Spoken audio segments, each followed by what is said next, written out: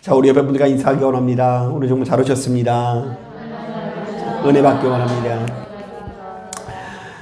여러분 굳은 날씨 가운데도 불구하고 우리 주님 앞에 예배드리는 자리에 나오신 여러분들을 주님의 이름으로 환영합니다. 날씨가 좀 쌀쌀하고 바람이 많이 부니까 어디 놀러 가기도 참 어렵고 예배드리러 나오기 참 좋은 시절 같죠? 오늘 여러분 어찌됐건 간에 여러분들의 심령 가운데 그 하나님께서 허락하시는 은혜의 단비가 내려지게 되시기를 주님의 이름으로 축복합니다. 제가 최근에 참 재밌는 글을 읽었는데요. 그 중국집에서 파는 이 짬짜면이라는 음식을 보면 자, 인간이 가지고 있는 그 욕망의 그림자들을 알 수 있다고 합니다. 왜냐하면요, 사람은요 늘상 자신이 가지고 있는 것에 감사하기보다요, 자신이 가지고 있지 못하는 것에 이렇게 욕심을 부리기 마련인데요. 자, 그렇다 보니까 내가 막상 짜장면을 시키면요, 또 누가 좀 부러워 보여요? 예. 그 짬뽕 국물에 얼큰한 그 국물이 참 맛있어 보이고 해물이 오동통해 보이고요. 막상 내가 짬뽕을 딱 시키면은요, 그 옆에 그 기름진 음식을 막 먹고 있는 사람들을 보면서 야, 내가 저거 시킬 것 그랬다, 이런 생각이 든다라는 것입니다. 자, 그래서 바로 우리들의 이러한 욕구를 충족시키기 위해서 짜장도 먹을 수 있고 짬뽕도 먹을 수 있는 짬짜면이 나왔다. 뭐 이런 종류의 얘기를 들은 적이 있습니다. 자, 저는 이것이 우스개 이야기일 수도 있으나 자, 어느 정도 일리가 있다라는 생각이 듭니다. 자, 우리들은요 언제나 이 소유의 문제로 이렇게 좌지우지 되지 않습니까? 내가 그 남이 가지지 못한 것을 가졌을 때 행복을 느끼고요, 남들보다 더 많이 가지거나 더 좋은 것을 가질 때 훨씬 더 큰 만족을 누릴 수 있다라고 생각하기 때문입니다. 자, 그런데 오늘 우리가 읽은 본문을 보니까 전혀 의외의 이야기가 소개되고 있는데요. 자, 만족은요 소유의 문제가 아니라 출처의 문제다라고 우리들에게 제시되고 있어요. 한번 따라해 볼까요? 만족은 소유의 문제가 아니라 출처의 문제이다. 자, 이게 무슨 말일까요? 자, 우리 다 같이 5절 말씀을 함께 읽어보겠습니다. 시작. 우리가 무슨 일이든지 우리에게서 난 것 같이 스스로 만족할 것이 아니니 우리의 만족은 오직 하나님으로부터 나느니라. 자, 뭐라고 합니까? 예수 믿는 우리가 누리게 될 만족은요, 우리 스스로 쟁취하는 만족이 아니라 오로지 누구로부터 비롯되는 만족이라고 합니까? 예, 하나님으로부터 비롯되는 만족이라고 합니다. 자, 그러니까 하나님께서 주시는 선물로서의 만족, 자, 하나님께서 주시는 공급으로서의 만족이 우리에게 임해야 된다라고 성경이 제시하고 있다라는 것입니다. 자, 이런 점에서 우리는 시편 42편의 기자의 이 고백을 충분히 납득할 수 있을 것 같은데요.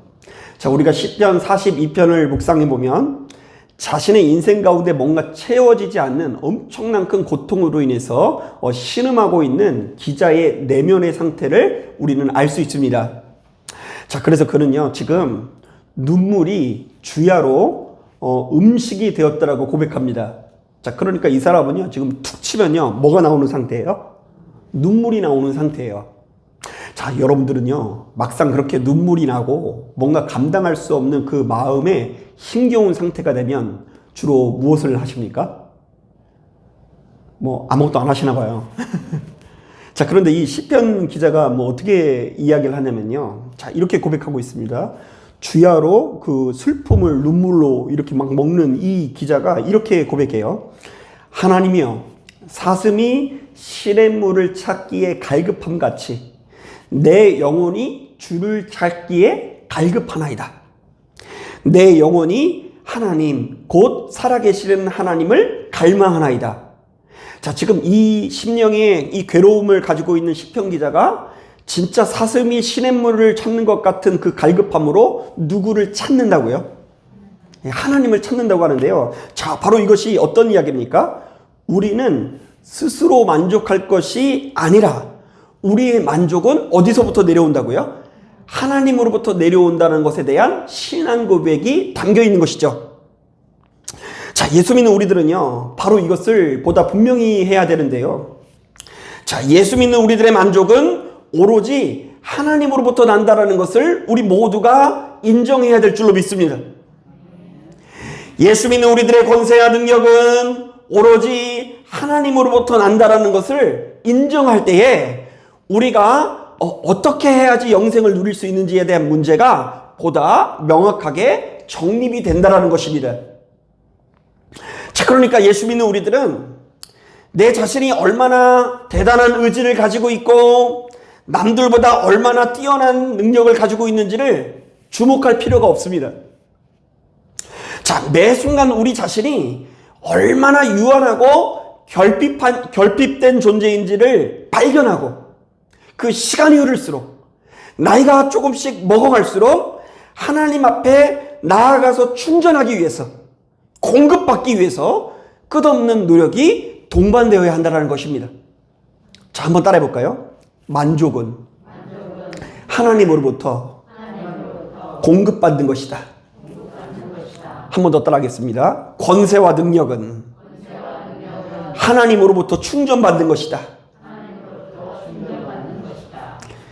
여러분, 행복은요, 사람의 본질이 채워지고 만족을 누릴 때에 얻을 수 있는 것입니다. 자, 그래서 물질이 본질이라고 주장하는 사람들, 특히 유물론자들은요, 자, 물질의 풍요가 만족을 가져다 준다라고 생각을 합니다. 자, 그러나 사람의 본질이 물질이 아니라 영혼임을 확신하는 그리스도인들은요, 자, 영혼의 만족의 가장 근원적인 그 영혼의 근원적인 만족을 위해서 우리 하나님과의 만남을 수시로 이렇게 누리기 위해서 노력한다라는 것입니다. 자, 그리스도인들은요, 매사에 나를 지으신 하나님의 얼굴을 바라보며 그 하나님의 섭리와 손길을 강구하는 삶을 살아야 한다라는 것입니다. 여러분, 그 미국 프로야구 역사상 최고의 마무리 투수로 손꼽히는 마리아노 리베라 선수가 쓴 이 자서전이 있습니다. 자, 여러분들은 여자분들은 야구를 좋아하시지 않아서 어떻게 생각할지 모르겠지만, 이제 야구를 볼 때 사실은 가장 어려운 직책 중에 하나가 마무리 투수거든요.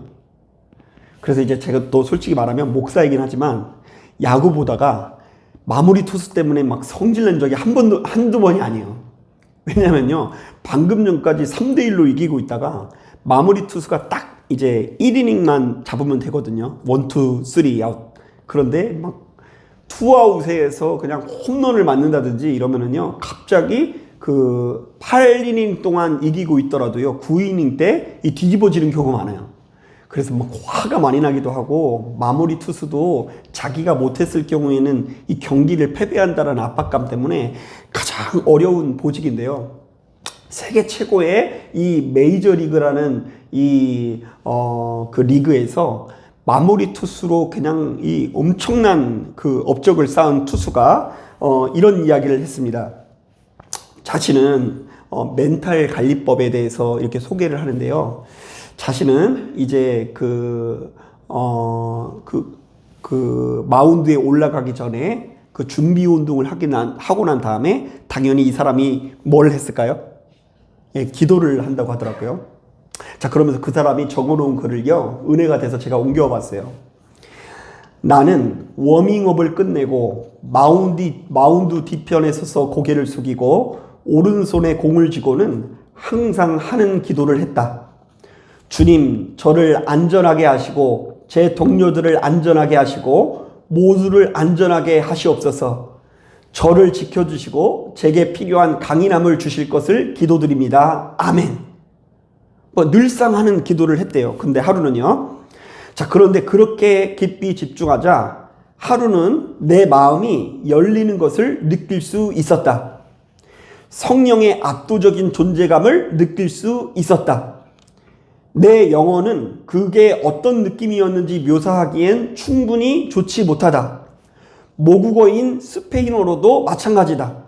성령의 충만함이 가슴속에 느껴지는 내 영혼에 은혜로움이 쏟아지는 것이다.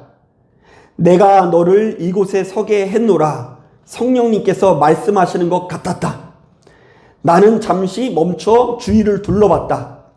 5만여 명의 사람들이 나를 둘러싸고 있었다. 나는 방금 내가 들은 것을 알고 그 소리를 들은 것도 내가 유일하다라는 것을 알았다. 자, 이게 무슨 얘기냐면요. 즉 관중들이 몇 명이에요? 5만 명이에요. 5만 명이 자기를 향해서 막 함성을 지르는 가운데 이 사람이 약간 반쯤 혼이 나간 거예요. 여러분 100명이 모여가지고 소리를 질러도 엄청나게 큰데 5만 명이 모여서 환호를 막 부르니까 이 사람이 막 긴장되고 두근거리는 마음을 가지고 막 벌렁벌렁거리고 있었는데 그 벌렁거리는 마음을 가지고 누구에게 기도를 했어요? 하나님 앞에 기도를 하는데 지금 하나님께서 자신과 동행한다라는 그 마음이 생기면서 그 모든 상황이 평온해지는 경험을 한 거예요. 자, 그러면서 지금 5만 명이 있는데 지금 내게 지금 이 말씀해 주신 분이 누구라는 것을 자각을 한 거죠. 하나님께서 나에게 말씀해 주셨다라는 걸 자각했다라는 것을 고백한 거예요. 자, 그런데 여러분 이것은요 메이저리그 야구 선수에만 해당되는 일은 아닙니다. 자, 우리는 일주일 내내 스스로 만족을 창조하려는 인생을 살다가 교회에 나와서만 하나님을 찾아서는 안 됩니다. 자, 우리는 일상 가운데 수시로 고백할 수 있어야 할 줄로 믿습니다. 설령 지금 내 눈앞에 원수 대적이 몇만 명일지라도요, 5만 명일지라도 그 무수히 많은 대적들 앞에서, 그 무수히 많은 다툼 앞에서, 그 무수히 많은 분노 앞에서, 그 무수히 많은 불만족 앞에서 우리는 스스로 만족할 것이 아니니 우리의 만족은 오로지 하나님으로부터 난다라는 것을 고백할 수 있어야 한다는 것입니다. 여러분, 이 가만히 보니까요, 그 여자분들이요, 이 좋아하는 어떤 브랜드예요. 그 세일 행사가 열리면요, 그 명품 그 백화점이요, 오픈 때부터 아주 난리래요. 왜요? 여자분들이요, 자기가 원하는 그 브랜드의 그 어떤 그 귀중품들을 사려고요, 그 곳에 가가지고 막 혈안이 돼가지고 막 줄을 서고 막 열정을 내고 막 날린 거예요. 자, 그리고 나서요, 내가 30% 할인된 가격으로 너무나 원했던 그 옷을 싸게 구입을 하면요, 만족이 있어요, 없어요? 만족이 있어요. 만족이 없어요? 만족이 있죠.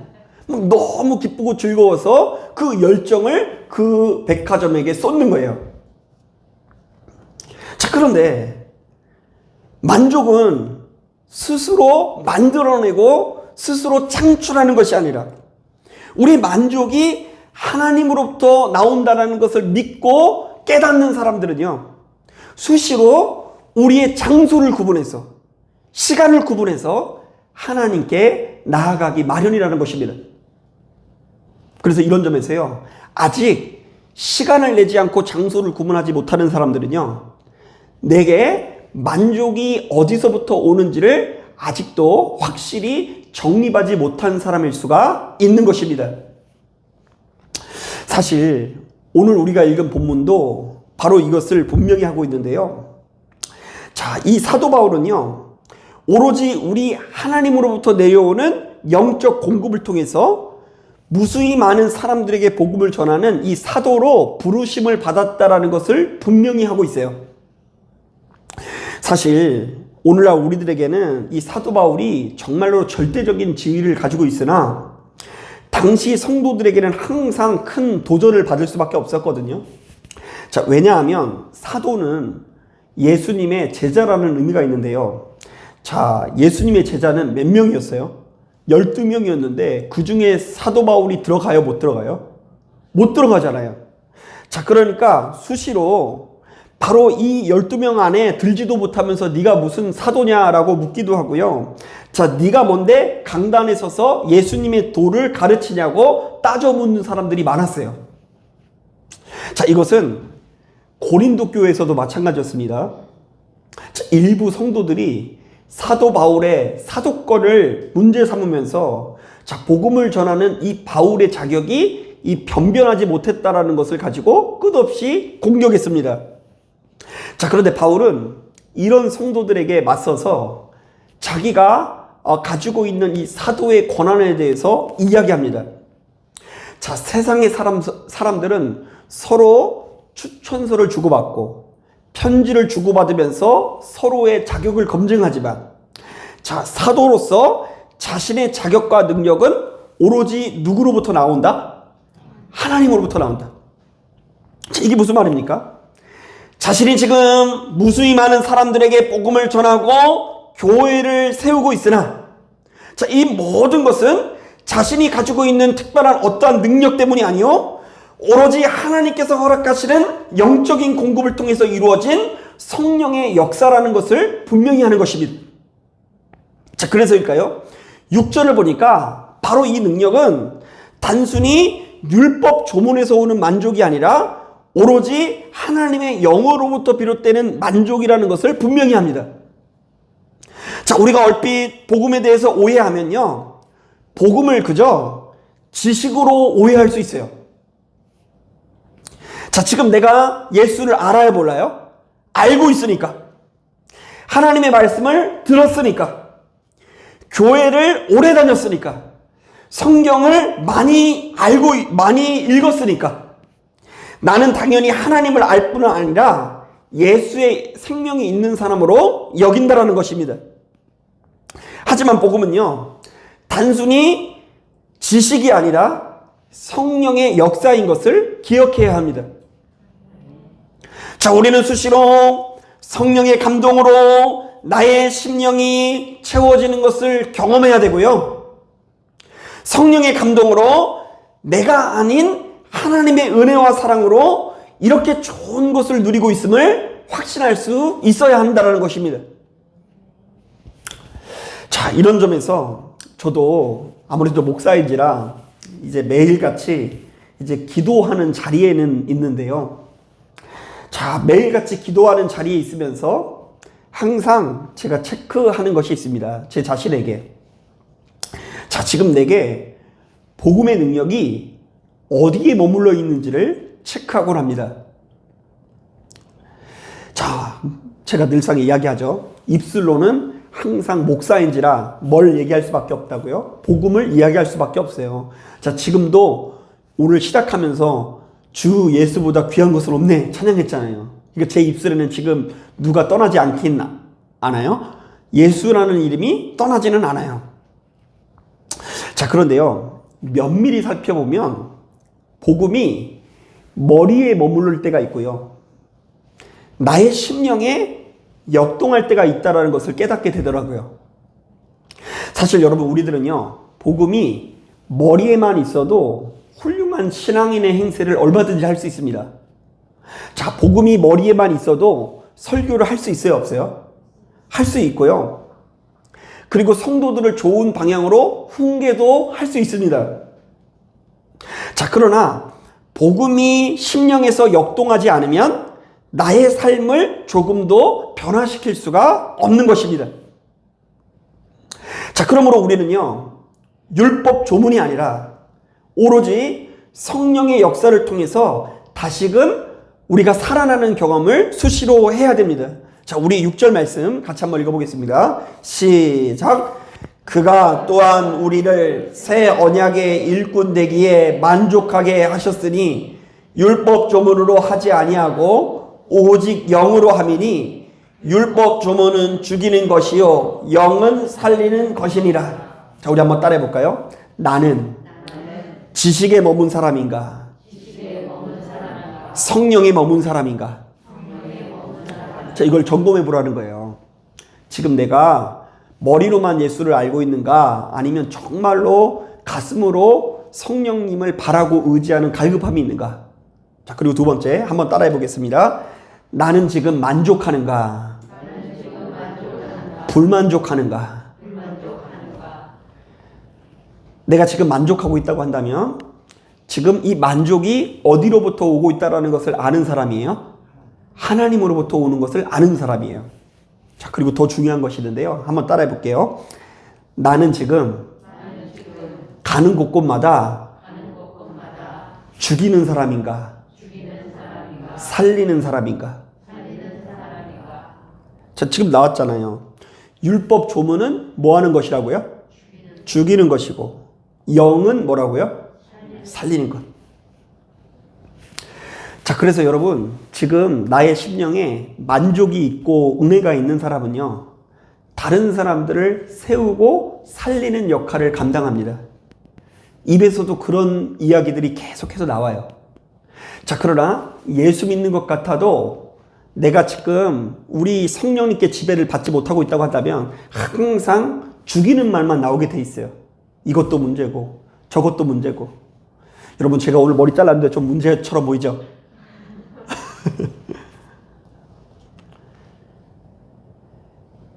저는 목회를 하면서 저도 모르는 사이에 이 겉으로는 유창하게 복음을 전하고 나름대로 이 하나님 말씀에는 좀 전문가가 되고 있다라는 생각이 들기도 하지만 정작 제 주변에 있는 사랑하는 사람들에게 이 참된 능력을 나타나지 못하는 것 같아서 아픈 마음을 가질 때가 참 많이 있습니다.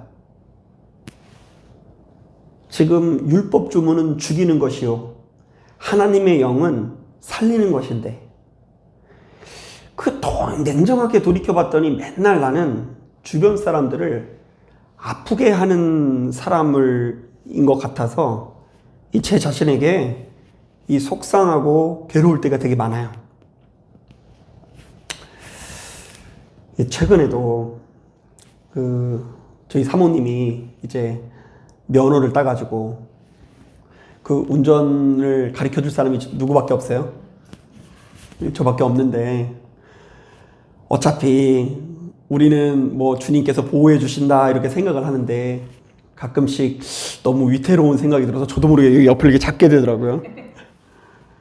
그리고 한 번은 이렇게 막 껴드는데 그냥 직진차 보내고 가면 좋은데 그냥 제가 이렇게 직진차를 먼저 보내고 우리가 우회전을 껴들어야 되는데 이렇게 직진차가 오는데도 그냥 우회전으로 막 껴들어가지고 제가 아유 지금 뭐 하는 거냐고 보내고 가야지 이렇게 이야기를 딱 하니까요. 이제 다 끝내놓고 나서 뭐 상대도 그렇게 속도가 빠른 것도 아니고 뭐 우리도 그렇게 속도가 빠른 것도 아니고 그런데 이게 별거 아닌 것 같다가 왜 이렇게 윽박지른 얘기를 했을까?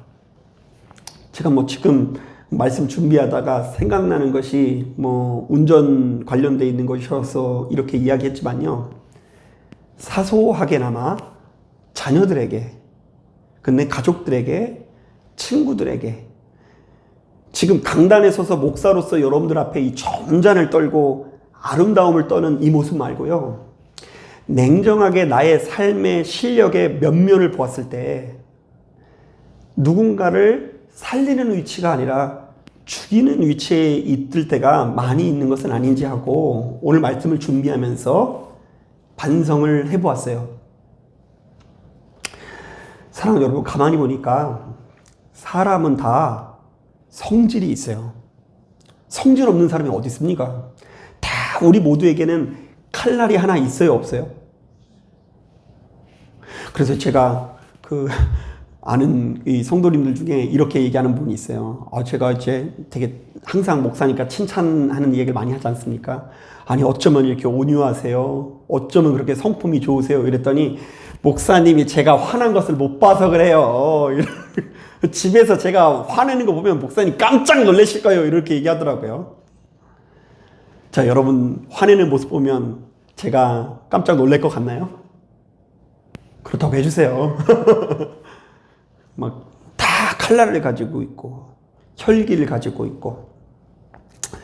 자, 그런데 우리는 하나님께서 나에게 주시는 만족으로 인해서, 하나님께서 주시는 이 능력과 공급함의 힘으로 말미암아 나에게 있는 이 칼날이 감추어지고 주변에 있는 사람들이 나를 통해서 편히 쉴 수 있도록 따뜻한 햇살이 되는 경험이 수시로 나타나야 합니다.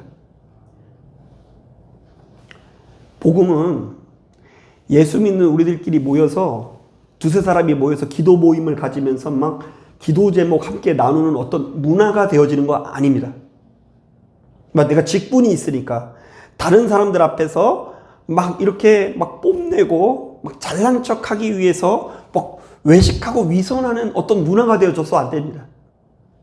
정말로 철저하게 자신의 삶의 실력을 점검해보는 어떤 가장 중요한 거울이 되어야 될 줄로 믿습니다.